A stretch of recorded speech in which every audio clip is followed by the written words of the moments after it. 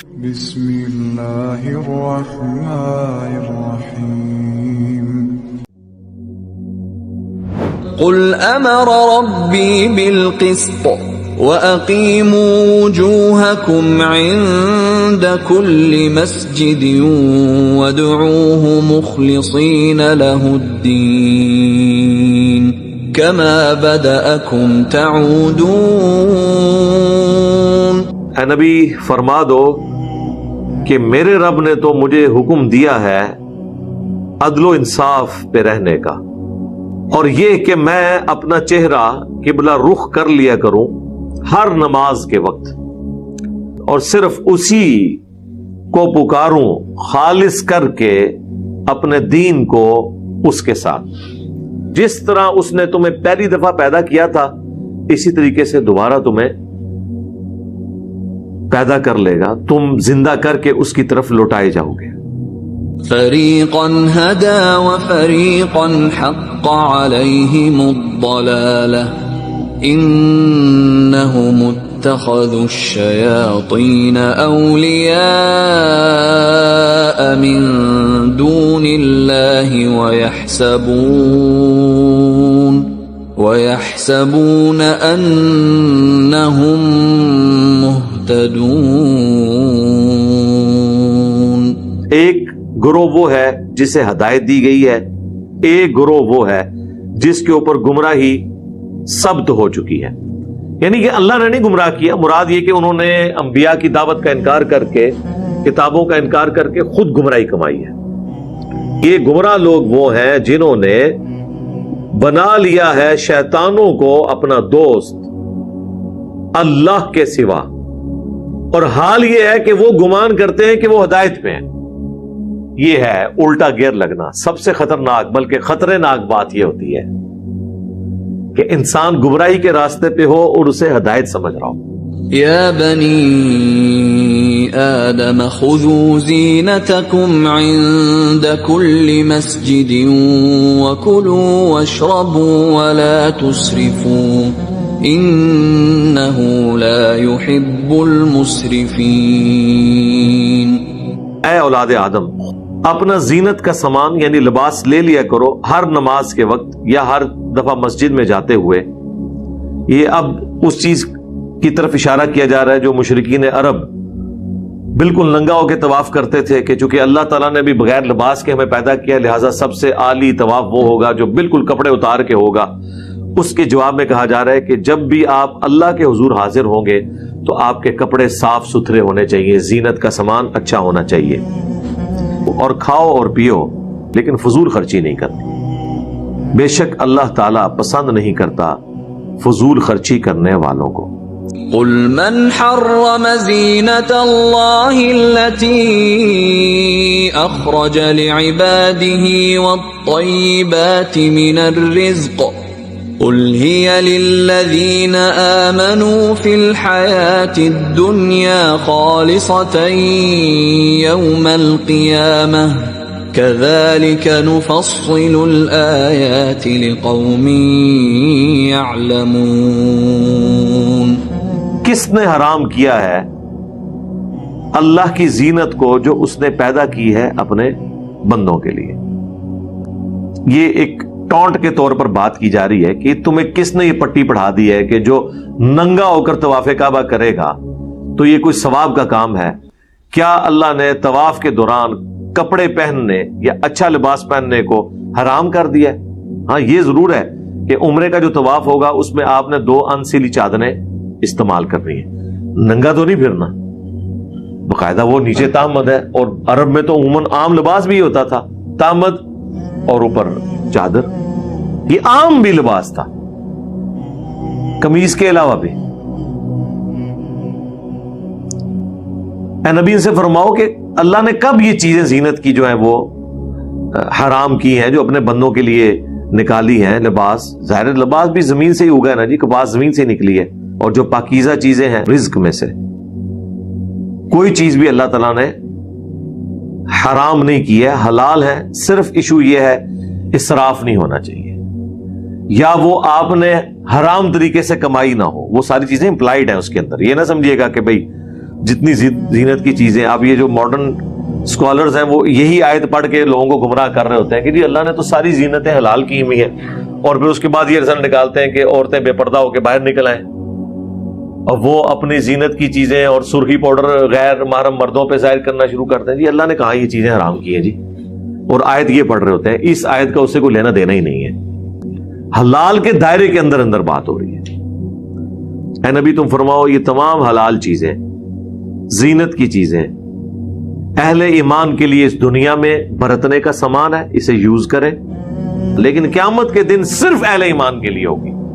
مراد کیا ہے کہ دنیا میں کافر کو بھی کھانا پینا, لباس, جائیداد, فیسلٹیز, ایسٹس ملیں گے, کیونکہ یہ اللہ کا وعدہ ہے. اللہ نے کافر کو بھی دنیا میں کھانے کے لیے دینا ہے, لیکن آخرت کا جو رزق ہے, آخرت کی جو نعمتیں ہیں وہ خالصتاً اہل ایمان کے لیے.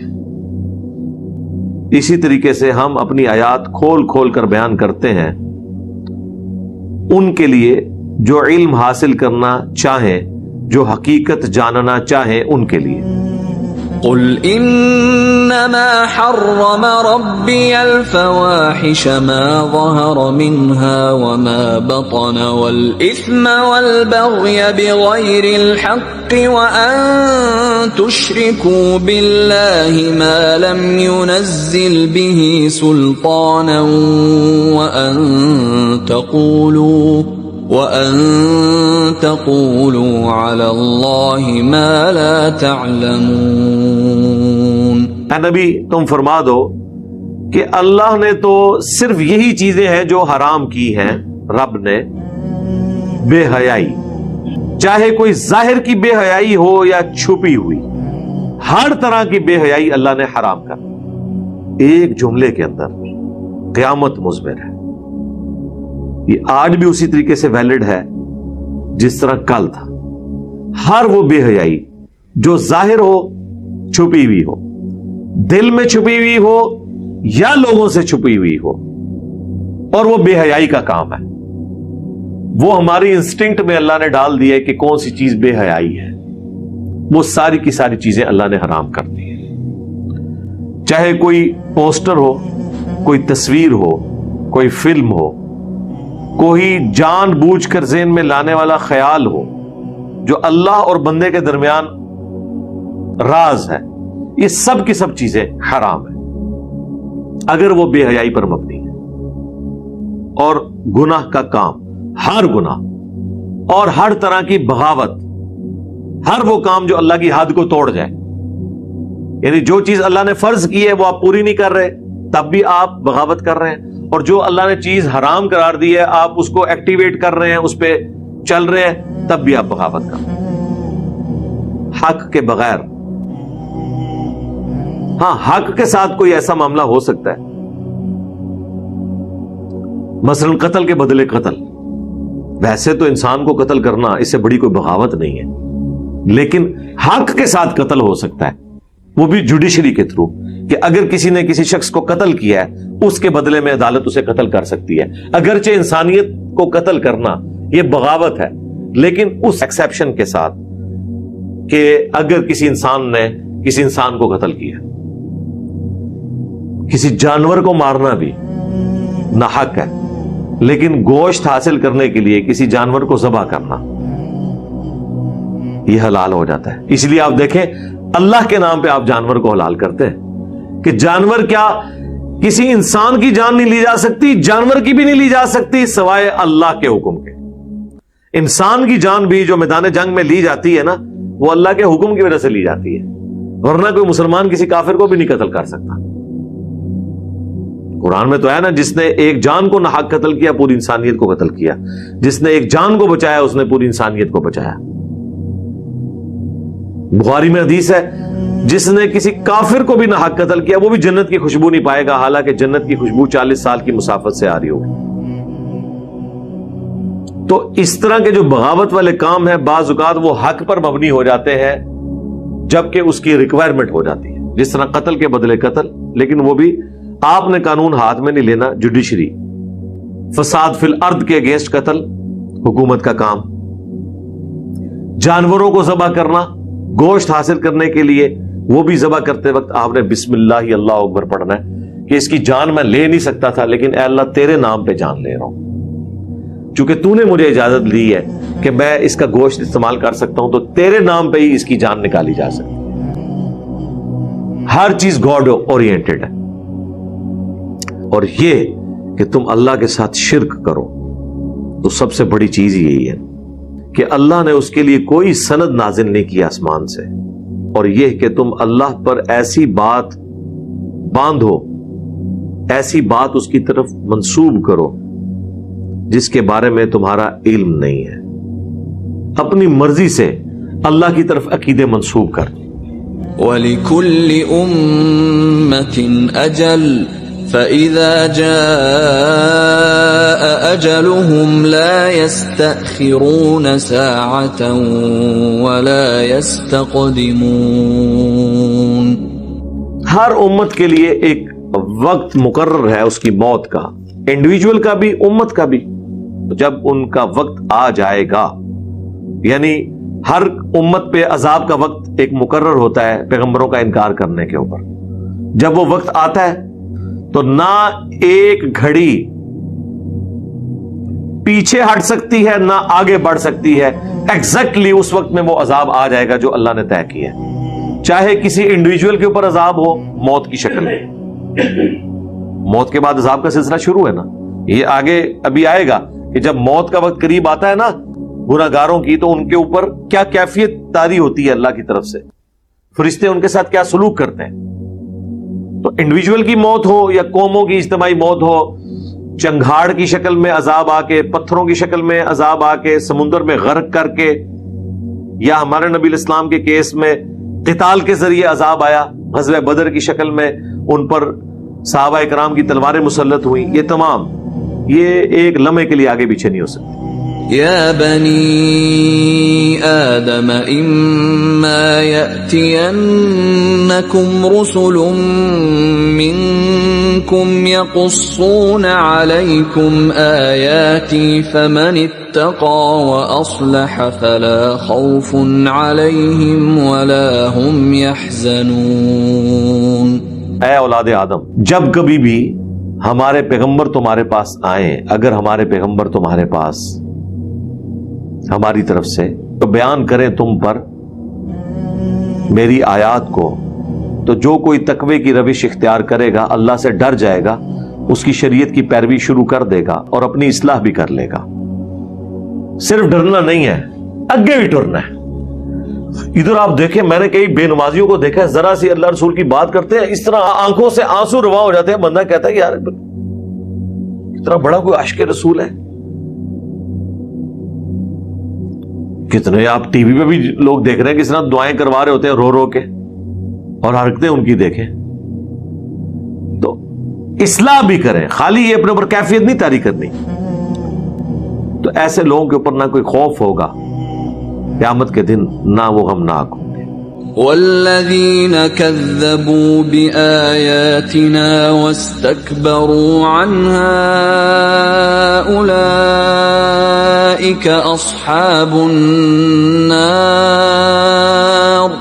هم فیہا خالدون۔ اور جو لوگ ہماری آیات کو جھٹلا دیں گے اور اس سے تکبر اختیار کر لیں گے، یہ بڑی امپورٹنٹ بات ہے۔ آیات سے تکبر اختیار کرنا کیا ہے؟ کہ آیت سن لی، ایمان بھی لے آئے، لیکن مرضی اپنی کی، یہ ہے اکڑ۔ عاجزی یہ ہے کہ اللہ کا حکم مانا، اس کی پیروی کی۔ اکڑ یہ ہے کہ حکم سن بھی لیا، کی اپنی مرضی۔ جو صحیح مسلم میں حدیث ہے، تکبر یہ نہیں ہے کہ تم اچھا لباس پہنو یا اچھے دکھو، اللہ بھی خوبصورت ہے، خوبصورتی کو پسند فرماتا ہے۔ تکبر یہ ہے کہ تم حق بات سے اناد کرو اور دوسروں کو حقیر سمجھو، دل گواہی دے دے کہ بات سچی ہے پھر بھی نہ مانو، یہ ہے تکبر۔ اچھا لباس پہننا کوئی تکبر نہیں، جب تک کہ دوسروں کو حقیر نہ سمجھنا شروع کر دے انسان۔ تو جن لوگوں نے ہماری آیات کو جھٹلایا، چاہے مسلمان ہیں یا کافر دونوں، اور تکبر کیا، ایسے ہی لوگ ہوں گے جو ہوں گے دوزخ والے، آگ والے، وہ رہیں گے اس میں ہمیشہ ہمیشہ۔ فمن أظلم ممن افترى على الله كذبا أو كذب بآياته أولئك ينالهم نصيبهم من الكتاب حتى إذا جاءتهم رسلنا يتوفونهم قالوا أين ما كنتم تدعون من دون الله قالوا ضلوا عنا وشهدوا على أنفسهم أنهم كانوا كافرين. اس سے بڑھ کر ظالم کون ہو سکتا ہے جو اللہ کے اوپر جھوٹ باندھے؟ یا اس سے بڑھ کر ظالم کون ہو سکتا ہے کہ جب اللہ کا پیغمبر اس کے پاس آ جائے، آیات آ جائیں، وہ ان کو انکار کر دے؟ یعنی سب سے بڑا جھوٹا کذاب وہ ہے جو دعوی پیغمبری کرے اگر وہ پیغمبر نہیں ہے، اور اگر وہ پیغمبر ہے تو سب سے بڑا جھوٹا اور کذاب وہ ہے جو پیغمبر کا انکار کرتے، اینڈ وائس ورسا، دونوں بے وقت چیزیں. یہ وہ لوگ ہیں جن کو حصہ مل جائے گا ان کے نصیب کا. یعنی دنیا میں جتنی ایفرٹ پٹ کی ہے، اگر تو اللہ کو مانا ہے تو ٹھیک ہے، پھر اچھا نتیجہ نکلے گا. اگر اللہ کی شریعت کا مذاق اڑایا ہے، انکار کیا ہے، تو وہ اپنی کی بھی ان کے آگے آئیں گی، اور وہ وقت آ گیا پھر موت کا. یہاں تک کہ جب ہمارے رسول یعنی فرشتے آ جائیں گے روح کو قبض کرنے کے لیے موت کے وقت، تو ان سے کہیں گے کدھر گئی وہ ہستیاں جن کو تم پکارتے تھے دعا میں؟ اب یہاں انہوں نے پھر ترجمہ کیا ہے جن کی تم عبادت کرتے تھے. کڈی ہوشیاری ہے یار. بس کہیں کسی کا دماغ نہ چلا جائے کہ یار وہ یا شیخ عبد القادر جیلانی شیئن للہ المدد گئی، کسی کے دماغ میں نہ آ جائے. یار جگہ جگہ لکھا ہوا ہے. قرآن میں بھی دیکھیں مولوی گھس گیا. قرآن کی صرف عربی کی تعریف نہیں ہوئی ہے، ترجمے اور تفسیر میں تعریف ہوئی ہوئی ہے. یہ اگلی امتوں کے کام انہوں نے بھی کیے ہیں اور کرنے تھے، صرف ٹیکسٹ کی گارنٹی ہے وہ باقی ہے. اور یہ لفظ بھی وہ تھا جو اردو میں ہے. دعا لفظ اردو میں مستعمل ہے. تم دعا کرتے تھے اللہ کے سوا جن ہستیوں سے، ترجمہ کر رہی عبادت کیا کرتے تھے. وہ تو کوئی بھی مسلمان نہیں ہے جو نماز کسی اور ہستی کی پڑھ رہا ہو. لیکن جزوی شرک اکثر لوگ کر رہے ہوتے ہیں، دعا میں شریک ٹھہرا رہے ہوتے ہیں. جب فرشتے موت کے وقت ان کو پوچھیں گے، وہ سورۃ النام میں آتا ہے ان کے منہ اور پیٹھ پہ ہتھوڑے بھی ماریں گے، ساتھ استقبال کریں گے. وہ کہیں گے سارے ہم سے جاتے رہے، سارے بزرگ مک گئے، بابت شاہی کوئی نہیں، یہ وہ کہیں گے اس وقت. ہاں جی. اور وہ خود اپنے اوپر گواہی دے دیں گے کہ وہ پہلے کفر کیا کرتے تھے، نہ شکرے تھے، اللہ کی شریعت کا انکار کرتے تھے. قال ادخلوا في قد خلت من قبلكم من الجن والإنس في النار كلما دخلت أمة لعنت أختها حتى إذا اداركوا فيها جميعا قالت أخراهم لأولاهم ربنا هؤلاء أضلونا فآتهم عذابا ضعفا من النار قال لكل ضعف ولكن لا تعلمون. حکم ہوگا ان کو کہ جاؤ انہی امتوں میں داخل ہو جاؤ جو تم سے اگلی گزر چکی ہیں. جاؤ اپنے بزرگان بے دین کے پاس، چاہے وہ جنوں میں سے تھے یا انسانوں میں سے. وہ تو ہیں آگ میں. وہ کہتے ہیں نا ہم تو اپنے بزرگوں کے پیچھے پیچھے ہیں، تو اللہ تعالیٰ نے کہا ہاں جی جاؤ پیچھے پیچھے پہنچ جاؤ جتنے بزرگ پہنچے تھے. جب کبھی کوئی امت داخل ہوگی جہنم میں، وہ سب سے پہلے تو جاتے ہی پہلے تو یہاں پیر صاحب کو سلوٹ مارتے تھے نا، ادھر جا کے پہلے بزرگوں پہ پیٹن گیا لعنت ہوئے تواڈے تے، تواڈی بھی نصیحت تھے آیا. یہاں کتنا پروٹوکول دیتے ہیں، جھکتے ہیں، ہاتھ چومتے ہیں، پاؤں چومتے ہیں، نذرانے رکھتے ہیں. گاڑی کے پیچھے بھی نگاہ مرشد لکھوایا ہوتا ہے, ٹھیک ہے نا. اور اللہ تعالیٰ ہمارے جب یہ جہنم میں پھینکے جا رہے ہوں گے نا, سب سے پہلے تو جا کے لعنت بھیجیں گے ان کے اوپر کہ منوس تم لوگوں کی وجہ سے ہم یہاں پہ آ پہنچے ہیں. یہاں تک کہ جب سب کے سب اس اجتماع میں اکٹھے ہو جائیں گے, اگلے پچھلے سارے بزرگ ایک جگہ جمع ہو جائیں گے, تو جو بعد میں جہنم میں آئے ہوں گے نا, وہ دعا کریں گے اپنے ان بزرگوں کے لیے جو پہلے دوزخ میں پہنچے ہوئے ہوں گے, یا اللہ یہ ہیں وہ بزرگ جنہوں نے ہمیں گمراہ کیا تھا, تو اے اللہ انہیں آگ کا دگنا عذاب دے جنہوں نے ہمیں گمراہ کیا. بھئی اللہ نے تو اپنی مرضی کرنی ہے. یہ دنیا میں آپ اپنی مرضی کر رہے تھے نا, آخرت میں تو اللہ کا حکم چلنا ہے. اللہ تعالیٰ آئے گا, واہ واہ کیا بات ہے, اللہ تعالیٰ دعا قبول کرے گا اور ان کے لیے بھی آگے خوشخبری سنا دے گا. اللہ فرمائے گا بے فکر رہو, تھوڑے بزرگوں نو ڈبل عذاب ہوئے گا, تو انو بھی نال ہوئے گا ڈبل عذاب, اس وجہ سے کہ تمہیں نہیں تھی عقل دی ہوئی, تم نہیں سوچ سکتے تھے, اور اس وجہ سے کہ سرکار آپ بھی تو کسی کے بزرگ ہیں نا. اگر یہ آپ کے حضرات ہیں تو آپ بھی تو آنے والوں کے حضرات ہیں نا. یہ اپنے بزرگوں کے نام اکابرین بزرگان دین اتنی عزت سے اس لیے لیتے ہیں کہ کل کو جب ہم مرے نا تو ہم بھی اکابرین ڈکلیئر ہوں. تو اللہ تعالیٰ فرمائے گا کہ جس طرح تمہارے اکابرین نے تمہیں گمراہ کیا, تم بھی تو اپنے زمانے کے مفتی اعظم تھے نا. آج کے مفتی اعظم تو وہ ہیں نا جو آج کے ہیں. جب یہ اپنے بڑوں کے لیے کہیں گے کہ یا اللہ ان کو ڈبل عذاب دے, تو ان کے جو آج کل کے چھوٹے ہیں وہ تو ان کے لیے بھی ڈبل عذاب مانگ رہے ہوں گے نا. تو اللہ تعالیٰ کوئی لمبی چوڑی کے بجائے اللہ کہے گا جی سب کو ڈبل, جاؤ موجہ مارو, سارے نو ڈبل عذاب جے بونس. لیکن تم جانتے نہیں ہو. وقالت اولاهم لأخراهم فما كان لكم علينا من فضل فذوقوا العذاب بما كنتم تكسبون. جب اللہ تعالیٰ کی کہنا سب کو دگنا عذاب ہے, پھر وہ بڑوں کو بھی تھوڑا سا صبر آئے گا, وہ پھر کہیں گے اپنے چھوٹوں سے دیکھو تم نے اللہ سے دعا کی نا کہ ہمیں ڈبل عذاب ملے, تو دیکھو تمہیں بھی ڈبل مل رہا ہے. کوئی فائدہ تو کوئی نہیں ہوا تو کوئی فضیلت تو تمہیں ہم پہ حاصل نہیں ہو سکی. ٹھیک ہے, یعنی دنیا بھی لوٹی ہے ان بزرگوں نے, جنت میں بھی جا کے تو میڑ ہی مار رہے ہیں کہ ہاں جی کیا کر لیا جے. ٹھیک ہے, عذاب تو انہوں بھی دگنا ہی ہو رہا ہے. تو چکو اس عذاب کا مزہ بسبب اس کے جو تم دنیا میں کیا کرتے تھے.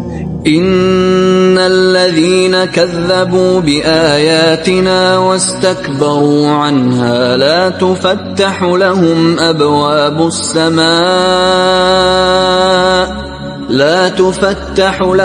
ابواب السماء ولا يدخلون الجنة حتى يلج الجمل في سم الخياط وَكَذَلِكَ نَجْزِي الْمُجْرِمِينَ. بے شک وہ لوگ جو جھٹلاتے ہیں ہماری آیات کو اور اس سے تکبر اختیار کرتے ہیں, تو ان کے لیے دروازے نہیں کھلیں گے آسمانوں کے یعنی جنت کے, اور نہ ہی وہ جنت میں داخل ہوں گے.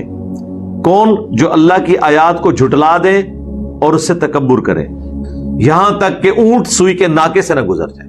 اور اسی طریقے سے بدلہ دیتے ہیں ہم جرم کرنے والوں کو. لهم من جہنم مہاد ومن فوقهم غواش وكذلك نجزي الظالمين. جہنم میں پھر ان کا بچھونا بھی آگ ہی ہوگا اور ان کا اوڑھنا بھی آگ ہی ہوگا. بستر بھی آگ کا, اوپر چادر بھی آگ کی, اوڑھنا بچھونا آگ ہوگا. اور اسی طریقے سے ہم بدلہ دیتے ہیں ظالموں کو. والذین آمنوا وعملوا الصالحات لا نکلف نفسا الا وسعها لا نكلف نفسا إلا وسعها أولئك أصحاب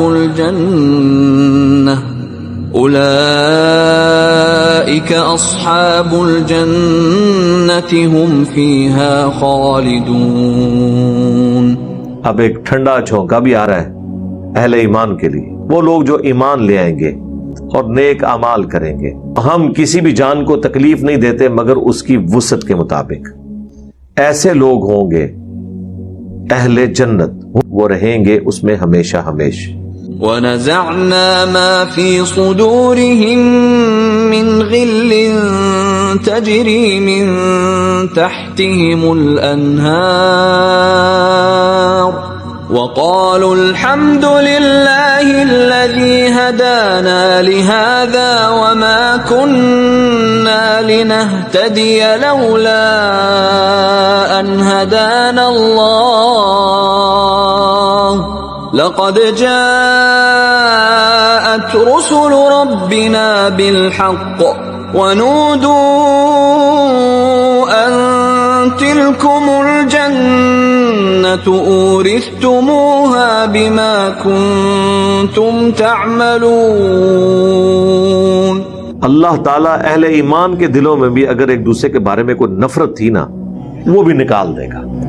ان کے نیچے نہریں رواں ہوں گی اور وہ پھر تعریف اللہ کی کریں گے کہ تمام تعریفیں اس اللہ کے لیے جس نے ہمیں گائیڈ کر دیا، پہنچا دیا یہاں تک، جبکہ ہماری تو یہ کمپیٹنسی نہیں تھی کہ ہم ہدایت پر ہوتے.